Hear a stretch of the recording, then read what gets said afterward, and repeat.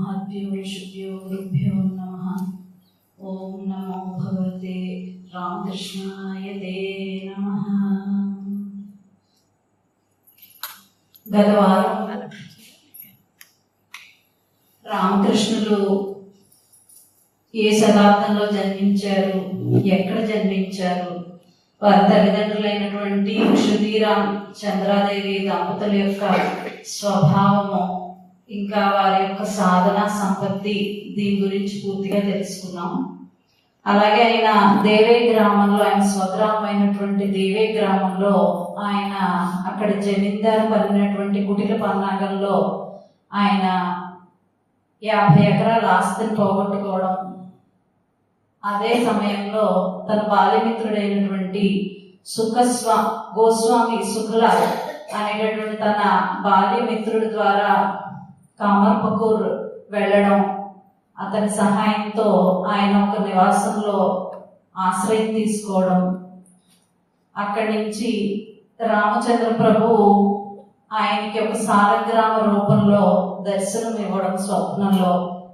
అది స్వయంగా రఘువీరుడే వచ్చి ఆయనకి దర్శనం ఇచ్చాడు అనేది ఆయన శాస్త్ర సంబంధమైనటువంటి గుర్తులతో ఆ సాలగ్రామాన్ని గుర్తించడం, దాన్ని తిరిగి ఇంట్లోకి తెచ్చుకోవడం, పత్ని సమేతంగా రఘువీరుణ్ణి పూజించడం, అక్కడి నుంచి మరీ దయనీయమైన స్థితి నుంచి కాస్త 10 మందికి లోటు లేకుండా ఆహారం పెట్టే, రాగానే వచ్చిన అనాథులకు ఏదైనా పెట్టడం కానీ, ఎవరికైనా సహాయం చేసే స్థితికి ఆయన పరిస్థితి మెరుగుపడడం కానీ, ఆయన సాధనా సంపత్తిని గ్రామవాసులంతా గుర్తించడం, ఈయనేమి సామాన్యుడు కాదు, ఈయనేమి రైతు కాదు, ఇతను గొప్ప సాధనాపరుడు అని ఒక గురువుగా ఎంచుకుని ఒక గురుస్థానం ఇచ్చి ఆయనకు ఒక గౌరవాన్ని ఇచ్చి, అలాగే చంద్రాదేవి యొక్క వాత్సల్యాన్ని కూడా వాళ్ళంతా పొంది, అక్కడి నుంచి కాస్త క్షుదీరామ్ బలహీనమైనటువంటి పరిస్థితుల నుంచి ఆధ్యాత్మిక బలాన్ని తోడు తెచ్చుకుని తన జీవనాన్ని కొనసాగించడం వరకు మనం చెప్పుకున్నాం. అలాగే రామకృష్ణుడికి ఆయనతో పాటు రామశీల అనేటటువంటి చెల్లెలు, నిధిరామ్ కానారాయ్ అని ఇంకో 2 సోదరులు కూడా ఉండడం ఆ రోజు మనం తెలుసుకోవడం జరిగింది. ఈ రామశీల అనే సోదరు యొక్క పిల్లలు రామచంద్ర, అలాగే హేమాంగి అనే మేనకోడలకి మళ్ళీ 4 సంతానం కలగడం. ఈ రామచంద్ర ఎవరైతే ఉన్నారో ఆయన చక్కగా ఉన్నత విద్యను అభ్యసించడం, రీడర్ వృత్తిని చేపట్టడం, ఇవన్నీ జరుగుతూ ఉంటాయి. ఈ రామచంద్ర క్రమేపీ పెద్దవాడయ్యి వృత్తిలో రాణించి ఆర్థికంగా కూడా కాస్త బలపడి, మేనమావుల స్థితికి కొంచెం బాధపడి వాళ్ళకి ఎంతో కొంత చేదుడు వాదోడుగా ఉండాలని చెప్పి 3 మేనమావులకి కూడా చెరో 15 రూపాయలు చొప్పున, అప్పట్లో 15 రూపాయలు అంటే చాలా గొప్ప సాయం లెక్క కాబట్టి అలా వాళ్ళు కొంతవరకు ఆదుకోవడం లాంటి పరిస్థితులు ఉండేవి. అయితే ఇక్కడ ఈయనకి క్షుదీరామ్ గారికి అప్పటికే 2 పిల్లలు ఉన్నారు. ఒకరు కాచాయని, ఒకరు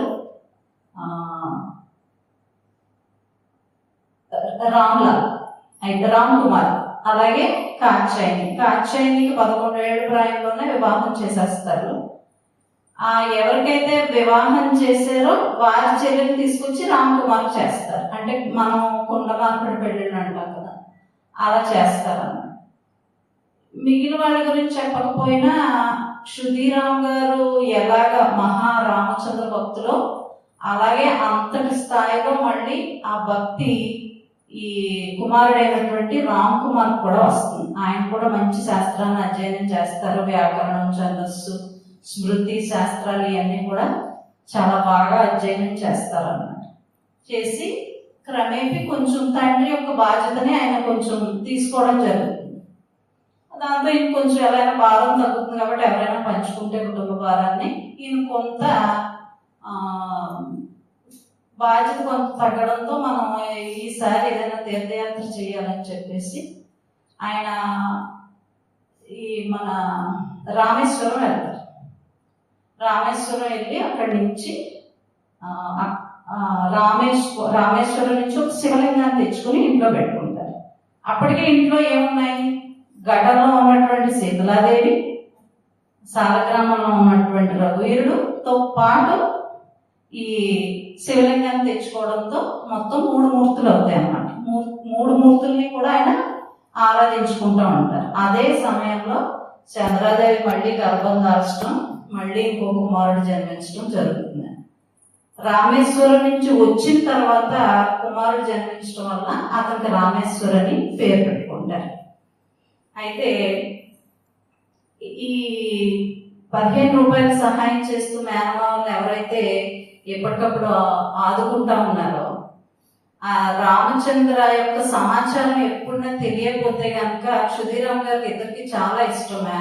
మేనలుడన్నా మేనగోళ్ళన్నా కూడా ఎప్పుడన్నా క్షేమ సమాచారాలు ఏమైనా తెలియకపోతే ఆయనే స్వయంగా ఆ గ్రామానికి వెళ్ళి ఎలా ఉన్నారో ఏంటో కనుక్కునేటటువంటి ఆ పరిస్థితులు అలా కొనసాగుతూ ఉంటాయి అన్నమాట. ఇక్కడ శారదానంద ఎవరైతే రచయిత ఉన్నారో అక్కడ ఆయన ఒక చిన్న ఆయన తెలిసిన సమాచారం ద్వారా చిన్న అనుభవాన్ని ఆయన ఇక్కడ పంచుకున్నారు. అదేంటంటే ఆయన ఈ రామచంద్ర సమాచారం క్షేమ సమాచారాలు తెలియకపోవడంతో బయలుదేరతారు. ఆయన కలుద్దాం అని చెప్పి బయలుదేరతారు.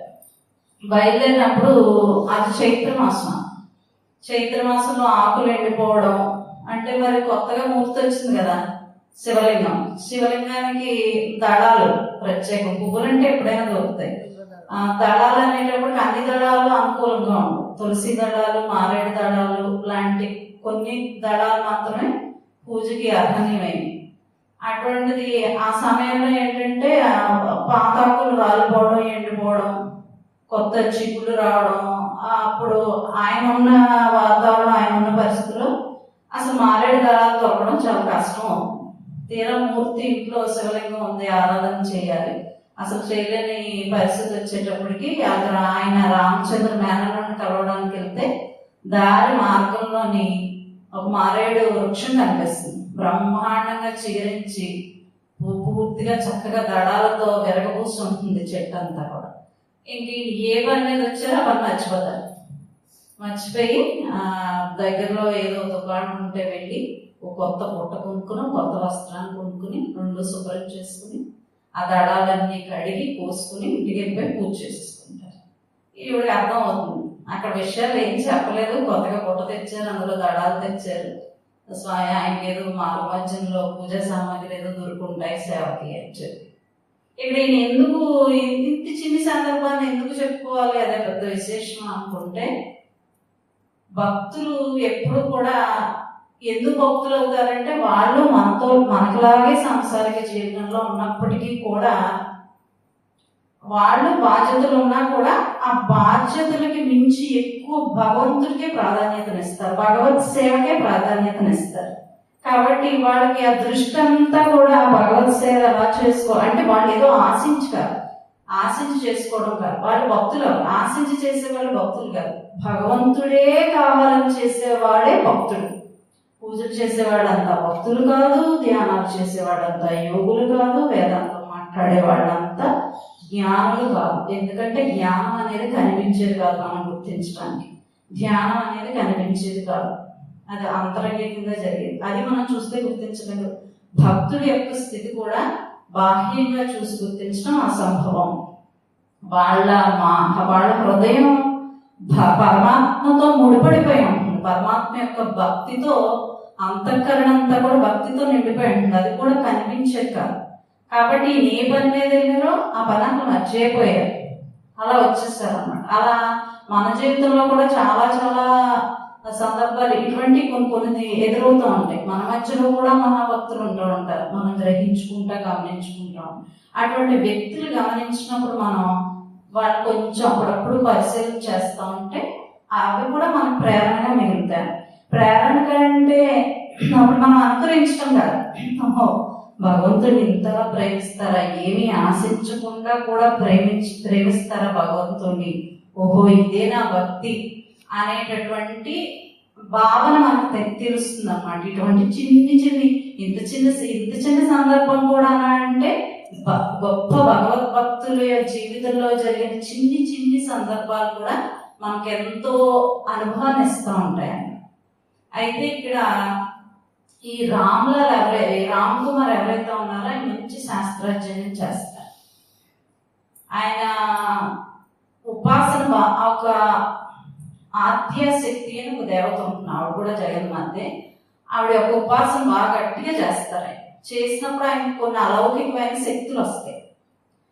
అయితే ఆయన వాటికి ఏమీ పెద్దగా ఆకర్షితం అవ్వరు, కానీ వృధా చేయకుండా ఒక గురువుని ఆశ్రయించి మంత్రోపదేశం తీసుకుంటారు. అలా మంత్ర సాధన చేస్తూ ఉండగా ఒకనాటికి ఆయన ఒక దివ్యమైన అనుభూతి కలుగుతుంది.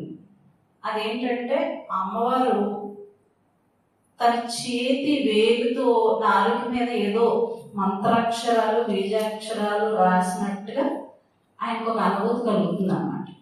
ఆ అనుభూతి ఎప్పుడైతే కలుగుతుందో ఆ క్షణం నుంచి ఆయన నోటితో అన్నయ్య కొంచెం అనుకోకుండా జరగడం మొదలు పెడతాయి. ఉదాహరణకు ఏదైనా ఒక రోగిని ఆయన చూసినప్పుడు అతనికి ఆ రోగం యొక్క ప్రభావం అతని మీద ఎలా ఉంటుంది, అతను అసలు ఆ రోగ ప్రభావంతో మరణిస్తాడా, లేకపోతే అంత స్థితికి వెళ్ళి ఏదో రకంగా పలానా వైద్యం ద్వారా తిరిగి బయటకు వస్తాడా అనేది కూడా ఆయనకు తెలిసిపోతుంది. అటువంటి స్థితికి ఆయన వెళ్తారు. చాలా వరకు ఎన్నో సందర్భాల్లో అలా చెప్పిన ప్రత్యామ్నాయాలు కూడా పరిహారాలు కూడా వాడు పాటించడం, అలా మృత్యుగండం నుంచి తప్పుకోవడం అటువంటివి కూడా జరుగుతూ ఉంటాయి. అటువంటప్పుడు ఆయన అక్కడ ఒక రోజు నది స్నానానికి వెళ్తారు. వెళ్ళినప్పుడు ఒక సంపన్నుడు మొత్తం కుటుంబ సమేతంగా వచ్చి నది స్నానానికి వస్తారు. వచ్చినప్పుడు అందరూ స్నానం చేస్తారు. అయితే పల్లకీలో యజమాని భార్య వాళ్ళ సాంప్రదాయం ప్రకారం బయటకు వాడికి కనిపించి, మరి స్నానానికి వచ్చినప్పుడు కనిపించాల్సి వస్తుంది కదా, అప్పుడు వాడు ఏం చేస్తుందంటే పల్లకీతో సహా నదిలోకి తీసుకెళ్ళిపోవాలి. ఈయన కూడా ఆశ్చర్యపోతారు, ఏంటిది పల్లకి మన నదిలో తీసుకుపోతున్నారేంటి, ఇంట్లోకి తీసుకెళ్ళిపోతున్నారేంటి అని ఆశ్చర్యంగా అలా చూస్తూ ఉంటారు రామ్ కుమార్. చూసేటప్పటికి మెల్లగా వాళ్ళు అలా నదిలో నీటిలో ఆ పల్లకి మెల్లగా దించుతూ ఉంటారు. అది దించేటప్పుడు ఆ ఏటవాలుగా దింపేటటువంటి ఒక పరిస్థితిలో ఆ తెర కొంచెం పక్కకి తొలిగి ఆ స్త్రీ రూపం ఈయన రామ్ కుమార్ చూస్తారు. వెంటనే ఆయనకి ఆ దృష్టి వచ్చింది కదా, అలౌకిక శక్తి, ఆ దృష్టి తెలిసిపోతుంది. అయ్యయ్యో ఎంత గౌరవనీయమైన స్త్రీ, పాపం ఎవ్వరికి కనపడకూడదని ఎంతో ఇదిగా ఇలాగా నది స్నానానికి వచ్చింది, కానీ ఇంత గౌరవనీయమైన స్త్రీ కూడా రేపు అందరి ముందు శవమయ్యి ఈ దేహం నదిలో విసిరేయబడుతుంది అని చాలా బాధపడి గమ్మున పైకి వచ్చేస్తుందన్నమాట.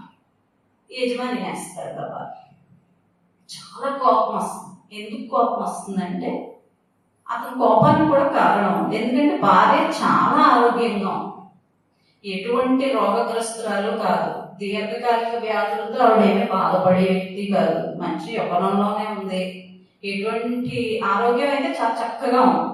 అటువంటి ఆవిడ మన్నాడు ఎలా చనిపోతుంది కాబట్టి తప్పుడు మాటలు మాట్లాడుతున్నాడు, ఇతను బాగా బుద్ధి చెప్పాలంటే రేపు నాకు కూడా తీసుకెళ్తాను, నా భార్య ఎలాగా ఆరోగ్యంగా ఉంది, రేపు అటు ఇటు జరగలేదా, ఇతన్ని పట్టుకు నలుగురిలో గట్టిగా నిలదీసి ఇటువంటి పనులు ఇంకెప్పుడు చేయకు అని మందలించడం కోసం నాకు కూడా మా ఊరికి రండి అని చెప్పి ఆహ్వానిస్తారు. ఈయనేమో తెలియక మామూలుగా వెళ్తారు. అనుకోని పరిస్థితిలో ఆయన చెప్పినట్టే మర్నాడు వాడు మరణిస్తుంది. అనుకోని పాపడితో ఏదో గురై మరణిస్తుంది. ఇతను ఆశ్చర్యపోతాడు, అయ్యయ్యో ఇతన్ని పరీక్షిద్దామని నేను అనుకున్నాను, ఇతను బుద్ధి చెప్దామని అనుకున్నాను, కనీసం నా భార్య కోరుకోవడానికి ఏదైనా పరిహారం అడిగినా నా భార్యకి పరిస్థితి వచ్చేది కాదు కదా, నా అహంకారం నన్ను కానీ ఎంత పని చేసింది, నా భార్య నాకు దూరం చేస్తుంది, ఒక మహాత్ముడిని సంశయించేటటువంటి ఒక దోషాన్ని నాకు అంటగట్టే పరిస్థితి నాకు నేనే తెచ్చుకున్నాను అని చెప్పి చాలా బాధపడతారు. ఇలాగ రామ్లాల్కి చాలా అద్భుతమైన దైవ నిదర్శనాలు కానీ దైవశక్తులు కానీ ఆయన చాలా పొందుతాడు. అయితే ఆయన పొరుగురులో కొన్ని పూజా కార్యక్రమాలకు కూడా ఆయన వెళ్తూ ఉంటారు. అలా ఆయన వెళ్ళేటప్పుడు అప్పటికి ఆయన 17 ఏళ్ళ సమయంలో ఏదో లక్ష్మీ పూజ ఏదో చేయాల్సి వస్తే ఆ పూజ నిమిత్తం ఈయన ఆ పూజా నిర్వహణార్థం ఆయన పొరుగురు ఎక్కడికో పెడతారు. ఎంతకీ ఇంటికి రాదు. ఎంతకీ రాకపోయేటప్పటికి తల్లి కదా సంధ్యా సమయం అయ్యేటప్పుడు పొడుగు రాకపోయేటప్పటికి అమ్మో ఏంటి ఇంకా బెడ్ రాలేదు ఇంకా కంగారుతో ఉంటుంది. క్రమేపీ సమయం గడుస్తూ ఉంటుంది. గడిచి కొద్ది ఇంకా ఆవిడలో ఆవేదన పెరుగుతూ ఉంటుంది. ఏంటి ఇంకా రాలేదు, పిల్లాడు రాలేదు, ఇంకా రాలేదు. అర్ధరాత్రి సమయం అవుతుంది. అయినా సరే అతను ఇంకా ఇంటికి రాడు. ఇంకా ఆవిడ ఉండబట్టలేకపోతుంది. గుమ్మంలోంచి చూసి ఇంకా ఎటువైపు వస్తాడో అటువైపు దిశగా 4 అడుగులు ముందుకేసి ఏమన్నా వస్తున్నాడేమో అని ఆశకొద్ది అలా ముందుకు వెళ్ళడం జరుగుతుంది. ఏదో అలిగిడి ఒక వ్యక్తి మెల్లగా చీకట్లో ఒక వ్యక్తి అలా రావడం గమనించి అమ్మాయి ఎవరు వస్తున్నారు, మా పిల్లోడు అయి ఉంటాడని పరిగెత్తుకుంటారు. వెళ్ళి చూసేటప్పటికి ఒక అందమైనటువంటి ఒక నవ యవ్వనంలో చాలా అందమైన ఒక స్త్రీ పట్టు చీరలో దగదగలాడే పట్టు చీరతో దివ్యమైన ఆభరణాలతో పెద్ద పెద్ద కొండలతో చాలా అందమైనటువంటి ఒక యువత ఆవిడ కనిపిస్తుంది. ఈవిడికి వేరే ఛాన్స్ లేదు. ఇంకా పిల్లవాడు ఇంటికి రాలేదు, ఇంకెంతసేపు బిడ్డ మీద చేస్తే తప్ప ఈ టైంలో ఇంత అర్ధరాత్రి వేళ ఇన్ని ఆభరణాలతో ఈ స్త్రీ ఎక్కడికి ఎందుకు వచ్చింది అనే ఆలోచన కూడా ఆవిడకి రాదు. అమ్మ మీరు ఎక్కడి నుంచి వస్తున్నారమ్మా అని అడిగేటప్పటికి నేను పలానా గ్రామం నుంచి వస్తాను. అయ్యో మా అబ్బాయి ఏమన్నా కనపడ్డా, మా అబ్బాయి అదే ఊరు వెళ్ళాడు చేయించడానికి, మీకు ఏమన్నా కనపడ్డా, అర్ధరాత్రి అయింది పెట్టి ఇంకా ఇంటికి రాలేదు అని అడిగేటప్పటికి నేను మీ అబ్బాయి ఏ పూజ చేయించడానికి వెళ్ళాడో అక్కడి నుంచే వస్తున్నాను, ఆ కార్యక్రమం నుంచే నేను వస్తున్నాను. మీ అబ్బాయి బయలుదేరాడు, ఇంకా కొద్దిసేపట్లో వచ్చేస్తాడు, మీరేం భయపడక్కర్లేదు అని చెప్పాను. అమ్మాయ ఇవిడు ఊరు పీల్చుకుంటున్నాను. అప్పుడు ఇవిడు స్థిమిత పడ్డాక ముందు రావాల్సిన సందేహం ఆవిడ ఇప్పుడు వస్తుంది అనమాట. ఈ డౌట్ ముందు రావాలి. ఆవిడ కంగారు తగ్గింది కాబట్టి, ఆవిడ ఆవేదన కొంచెం తగ్గింది కాబట్టి, అమ్మ చూస్తే వయసులో ఉన్నావు, మంచి యవ్వనంలో ఉన్నావు, ఒళ్ళంతా ఆభరణాలతో ఉన్నావు, ఈ సమయంలో ఎక్కడికమ్మా వెళ్తున్నావు, ఏ ఇబ్బందిలో ఉండి ఇప్పుడు బయలుదేరావు, పాపం నీకు ఎంత ఆపద వచ్చిందో, ఈ రాత్రి మా ఇంట్లో బస్ చెయ్యి, రేపు పొద్దుట మెల్లగా విశ్రాంతి తీసుకుని తెల్లారి కాలకృత్యాలు తెచ్చుకుని రేపు పొద్దుట ఏమన్నా ఉంటే బయలుదేరదు కానీ రాత్రి సమయం కదమ్మా బయట కదా అని అడిగితే, లేదు నేను చాలా దూరం వెళ్ళాలి, నాకు చాలా ముఖ్యమైన పనులు ఉన్నాయి, ఇంకోసారి వచ్చినప్పుడు తప్పకుండా మీ ఇంటికి వస్తాను అని చెప్తుంది. ఈ చీకులకి ఏంటమ్మా చాలా పెద్దగా ఉన్నాయి, చాలా విచిత్రంగా ఉన్నాయి ఏంటి అన్నాడు. వీటిని కుండలాలు అంటారమ్మా, వస్తావమ్మా మా ఇంటికంటే, లేదు ఈసారి వచ్చినప్పుడు ఖచ్చితంగా వస్తాను అని అలా వెళ్ళిపోతాం. అక్కడైతే ధాన్యపు కుప్ప ఉంటే అటువైపు వెళ్ళిపోతాం. అయ్యయ్యయ్య ఎంత కంగారులో ఉందో, ఎంత ఆపదలో ఉందో, ఎటు వెళ్తామో కూడా తెలియట్లేదు, ఆ చీకట్లో అమ్మలకి వెళ్ళిపోతుంది, పాపం దారి చూద్దాం అని దగ్గరికి ఎటు చూసినా ఆవిడ కనిపించదు. ఇంకా దాంతో ఆవిడ కొంచెం కంగారు వస్తుంది. కొంత తీసి లక్ష్మీదేవి కాదు కదా అని అప్పుడు కలుగుతుంది ఆవిడ. వెంటనే వెళ్ళి క్షుధీరామ్ గారితో చదువుతుంది, అంటే ఇలాగ ఒక యువత దర్శనం ఇచ్చింది, ఇలా మాట్లాడిందంటే సందేహమే లేదు చంద్ర, నీకు దర్శనమైంది సాక్షాత్తు లక్ష్మి అని అలా చెప్తా ఉండగానే రామ్ కుమార్ ఇంటికి రావడం జరుగుతున్నాను. వచ్చిన తర్వాత కొడుకు కూడా చెప్తుంది, ఇలా అమ్మ నువ్వు రాలేదని నేను కంగారు పడ్డాను నాన్న, బయటికి వెళ్ళేటప్పటికి ఇది పరిస్థితి ఎదురైందంటే నువ్వు ఎంత అదృష్టవంతురాలో, పూజ చేయడానికి లేదంటే అమ్మవారు నీకు దర్శనం ఇచ్చింది, నువ్వెంత అదృష్టవంతురాలు అమ్మ అని చెప్పి ఆయన చాలా సంతోషపడ్డారు.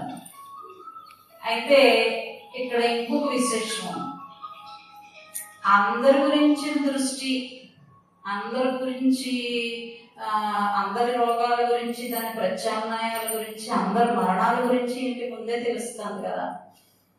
నిజానికి పాపం తన భార్య గురించి చూస్తే అంటే అప్పట్లో చిన్నప్పుడే చేసేసేవారు కదా. 7 ఏళ్ళప్పుడు పెళ్లి, 20 ఏళ్ళకేమో 10, 11 ఏళ్ళు ఉండే పురుషుడు. తన భార్యని చూసేటప్పటికి అతనికి చాలా బాధ అనిపిస్తుంది. ఎందుకంటే ఆవిడ మొదటి ప్రసవంలోనే ఆవిడకి మరణం రాసిపెట్టాడు. చాలా బాధపడతాడు. అయ్యో పాపం, దీనికి అన్ని మంచి లక్షణాలే, శుభ లక్షణాలే ఉన్నాయి, కానీ దీనికి మరణం రాసిపెట్టుంది. కానీ నేను ఎవరికి చెప్పకూడదు, ఈ విషయాన్ని నేను నాలోనే దాచుకోవాలి, ఎందుకంటే ఆవిడ బాధపడతారు కదా, ఇప్పటి నుంచి దుఃఖసాగరంలో ఉంటారు. ఆయన భయమో మరి ఇంకా ఆవిడ సమయం ఉందో తెలియదు, కానీ ఆవిడ మొత్తం మీద గర్భం దాల్చడం చాలా ఆలస్యం అయిపోతుంది. దాదాపు 25 సంవత్సరాల పైచిలకే దాటిపోతుంది. అమ్మయ్య ఈవిడి గోడ్రాలో ఏమవుతుంది, పోలే పిల్లలు లేకపోయినా పర్లేదు, భార్య సజీవంగా ఉంటే చాలే అని ఈయన సంతోషపడతాడు. అయితే ఆ ఇంట్లో ఒక పరిస్థితి ఉంది. ఆ అమ్మాయి ఎప్పుడైతే రామ్ కుమార్ జీవితంలో వచ్చిందో అప్పటి నుంచే సుధీరామ్ గారి జీవితం, ఆ కుటుంబం కూడా బాగుపడటం మొదలైంది అన్నమాట. అంటే ఏదో ఉన్న దాంట్లో తింటున్నారు తప్ప ఇంకొకరికి పెట్టి పరిస్థితి ఎప్పటి నుంచి వచ్చిందంటే, మేనరుడు రామచంద్ర ఎప్పుడైతే ఆర్థిక సహాయం 15 రూపాయలు చేయడం మొదలు పెట్టారో అప్పటి నుంచి వాళ్ళది జీవితం ఆర్థికంగా బలపడడం మొదలుపెట్టింది. అప్పుడు ఆయనకి అనిపిస్తుంది అనమాట, ఎవరైనా అంతే కదా, బిడ్డ వచ్చిన వేళ బిడ్డ వచ్చిన వేళ ఏయో సామెతలు పెద్దలు చాలా రకాలు చెప్తానే ఉంటారు. ఈ అమ్మాయి ఎప్పుడైతే ఇంటికి రావడం మొదలు పెట్టిందో ఆ ఇంట్లో అన్నీ కూడా బాగా జరగడం మొదలు పెడతాయి. దాంతో ఆ విషయం పెద్దవాళ్ళు అసలు ఉండలేరు కదా, వెంటనే బయటకు చెప్పేసుకుంటారు. మా పిల్ల ఇంట్లోకి వచ్చిన దగ్గర నుంచి మాకు అన్నీ బాగున్నాయి, అన్నీ బాగా జరిగినాయి అని ఇలాంటివి మాట్లాడుతూ ఉంటారు కదా. అలా మాట్లాడినప్పుడు ఏమవుతుందంటే, అమ్మాయికి తెలియకుండానే అమ్మాయిలో కొంత అహంకారం ప్రవేశిస్తుంది. దాంతో కొంచెం అహంకారంగా మాట్లాడడం, పెద్దల్ని ఎదిరించడం, నా వల్లే కదా ఇలా ఉన్నారు అనేటటువంటి పరిస్థితికి ఆ అమ్మాయి కొంచెం మారుతుంది. ఏదైనా ఫోన్లే, దాని స్వభావం ఎలా ఉన్నా దాని పేరు చెప్పి అందరూ బాగున్నారు కదా అని కుటుంబాల్లో కూడా అమ్మాయిని ఎవరో ఏమీ అనరు. మొత్తం మీద 25 సంవత్సరాలు పైచిలుక అయిన తర్వాత ఆ అమ్మాయి గర్భం దాల్చుతుంది. అక్షయ్ అనేటటువంటి మగపిల్లడికి జన్మనిస్తుంది. తర్వాత అమ్మాయి మరణిస్తుంది. దీన్ని ఎంత శక్తులు ఉన్నప్పటికీ కూడా, ఎన్ని ఉన్నప్పటికీ కూడా జనన మరణాలు తప్పించడం ఎవ్వరికీ సాధ్యం కాదు. అన్ని తెలుసున్న రామకుమార్ కూడా తన భార్య జీవితానికి మార్చడానికి లేదంటే భౌతికంలో ఉండేటటువంటి మార్పులు మార్చడానికి అసలు సాధ్యపడదు.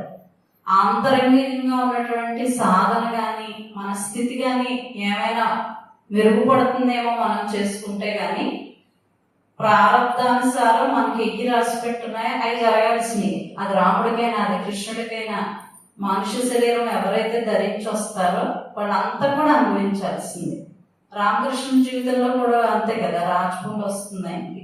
ఇవన్నీ ఈ లౌకికానికి సంబంధించి, ఈ శరీరానికి సంబంధించి దాని నుంచి తప్పించుకోవడానికి ఎప్పటికీ సాధ్యం. దానికి ఎన్ని విద్యలున్నా కూడా ఇంకా అసంభవం అన్నమాట. కాబట్టి మార్పు చెందేటటువంటి ప్రపంచాన్ని కోరుకునే కన్నా దీన్ని బట్టి మార్పు చెందని ఒకటి మనలో ఉంటుంది.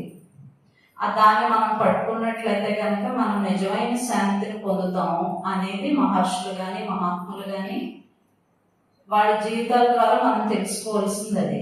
ఎందుకంటే మన అంతరంగంలో మన సాధన ద్వారా మనం వాటిని మెరుగుపరుచుకుంటే ఎప్పటికీ మారని స్థితిని మనం పొందుతాం. అదే రామకృష్ణుల ద్వారా, వారి జీవిత చరిత్ర ద్వారా కూడా, లేకపోతే వేరే ఎవరి మహాత్ముల చరిత్ర ద్వారా అయినా మనం తెలుసుకోవాల్సింది అది.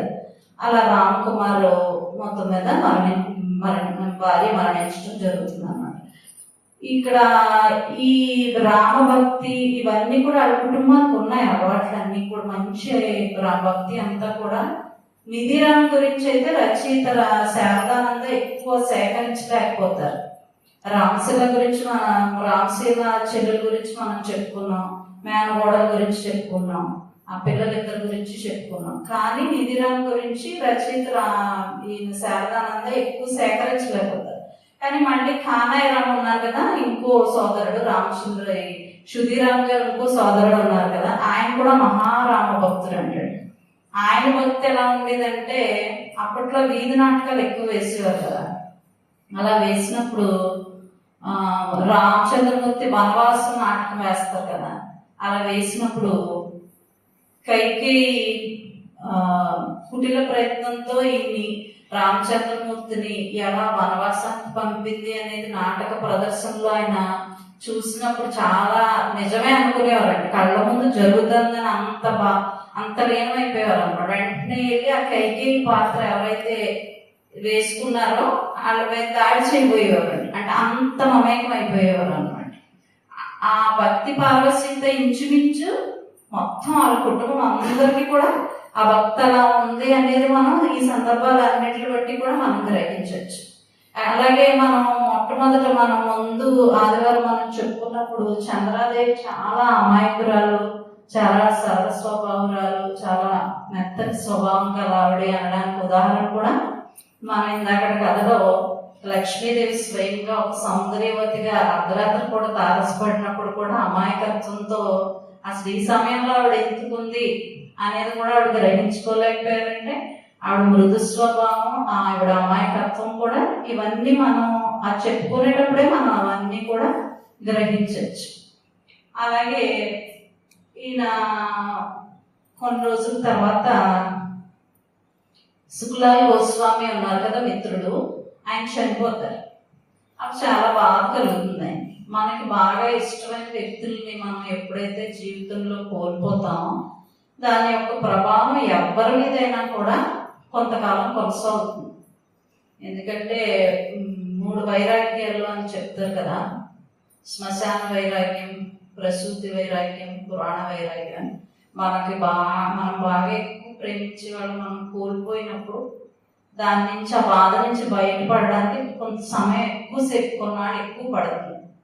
అటువంటి పడినప్పుడు ఈ సుధీరామ్ గారు కూడా బాగా, ఎందుకంటే తనకి జీవితం ఇచ్చారు కదా, మరి అటువంటి వ్యక్తి పోయినప్పుడు అదే బాధగా ఆయన గురవుతారు కొంతకాలం పాటు. సరే, అందులోంచి బయటపడాలంటే ఎందుకు ఆయనకు అనిపిస్తుంది గయి వెళ్ళాలి, గయిలో పితృతర్పణాలు ఇవ్వాలి, పెండ ప్రదానాలు చేయాలి అని ఒకసారి ఆయనకు అనిపిస్తుంది అన్నమాట. అనిపించిన తర్వాత సరే ఇంట్లో వాళ్ళకి చెప్పేద్దాం అని చెప్పి పిల్లలు కూడా చెప్పేళ్ళాలి కాబట్టి కాత్యాయని దగ్గరికి వస్తారు. అక్కడికి వచ్చేటప్పటికి ఆవిడ ఆరోగ్య పరిస్థితి ఏమి బాగోదు. ఆవిడని ఏదో పట్టి పీడిస్తూ ఉంటుంది అన్నమాట. ఆయన వచ్చి చూసి ఏంటి ఇలా ఉందని చెప్పి ఆయన వెంటనే ఆ శరీరంలో, ఈ శరీరంలో ఎవరైతే నువ్వు దేవతవో తెలియవు, నాకు దైవమో తెలియదు, ఎందుకు బిడ్డనిలా వేధిస్తున్నావు అంటే, నాకు పిండ ప్రదానం చేసి తర్పణాలు గయలో విడిచిపెడితే కనుక నేను ఈ అవస్థ నుంచి, నేను ఈ శరీరం నుంచి విముక్తి పొందుతాను, నేను విడుదలైపోతాను, నాకు ఆ పని చేసి పెట్టు, నీ బిడ్డకి విడుదల అవుతుంది, నేను కూడా ఈ యాతన శరీరం నుంచి కొంచెం విముక్తి పొందుతాను అని అందులో ఏదైతే ఉందో దుష్టశక్తి కావచ్చు, మరి ఏదైనా కావచ్చు అంటుంది అన్నమాట. అనేటప్పటికీ తప్పకుండా ఖచ్చితంగా నేను విడుదల చేస్తాను, నీ యాతన శరీరం నుంచి నేను విముక్తి కలిగిస్తాను, కాకపోతే నువ్వు ఇందులోంచి విడుదల పొందేమో అనేది నాకు ఎలా తెలుస్తుంది అని అడుగుతారు. అడిగితే అందులో సందేహపడద్దు, మీరు చేయాల్సిన కర్మ మీరు చేయండి, నాకు వదలాల్సిన విడుదల చేయాల్సిన ఈ పిండ ప్రదానాలు మీరు చేయండి, నేను ఇక్కడి నుంచి ఈ శరీరం విడిచిపెట్టి వెళ్ళిపోయేటప్పుడు అక్కడ ఉన్న పెద్ద వేప చెట్టు కొమ్మ విరిసి సరిపోతాను, మీకు అదే గుర్తు, నేను ఈ అవస్థలోంచి బయటకు వెళ్ళిపోయినట్టు మీకు అదే మీకు సంకేతం, నేను వెళ్ళిపోయినట్లు లెక్క అని చెప్పేసి అంటుంది అన్నమాట. కాలక్రమేణంలో తర్వాత నిజంగానే ఆ కొమ్మ విరిగిపోయి కింద పడి ఉండడం, తర్వాత ఏమో కాత్యాయని చక్కగా మళ్ళీ సంపూర్ణ ఆరోగ్యవంతురాలు అవడం కూడా జరిగిందని ఈ శారదానంద ఎవరైతే జీవిత చరిత్ర రాసి ఆ సమాచారాన్ని అంతా సేకరించారో ఆ సేకరణలో కూడా ఇది జరిగినట్టుగా ఆయన ఈ పుస్తకంలో చెప్తా ఉన్నారు ఆయన అనుభవాన్ని అన్నమాట. సరే, అయిపోతుంది. అక్కడి నుంచి వెళ్తారు, వెళ్తారు అక్కడ క్షేత్రపాలకుడి దగ్గర పిండ ప్రదానాలు అన్నీ చేస్తారు. అవన్నీ చేసిన తర్వాత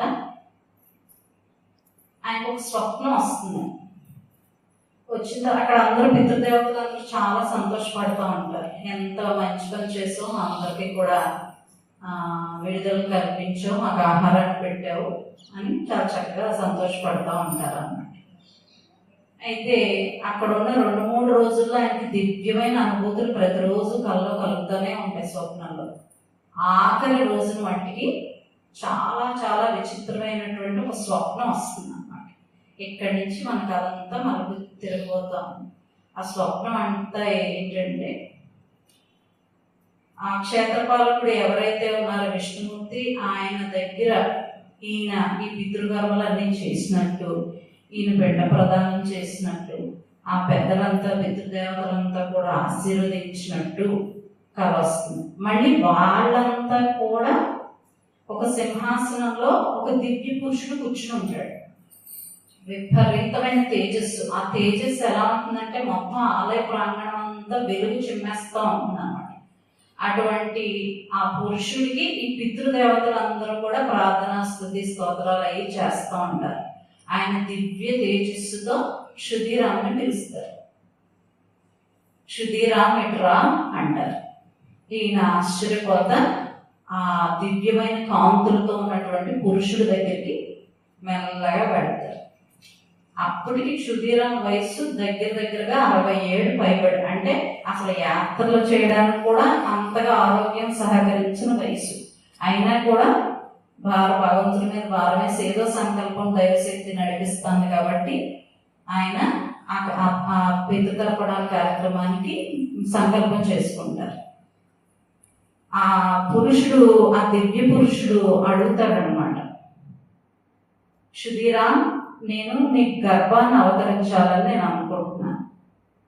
కాబట్టి నువ్వు నీ గర్భాన్ని నేను నీ గర్భాన్ని దాల్చుతాను, నేను వస్తాను, నేను ఇక్కడ అవతరిస్తాను, నువ్వు ఒప్పుకోవాలి అని అంటారు. అయ్యి బాబోయ్, నా వయసు అంతా ఇప్పటికే పెద్ద వయసు వచ్చేసింది.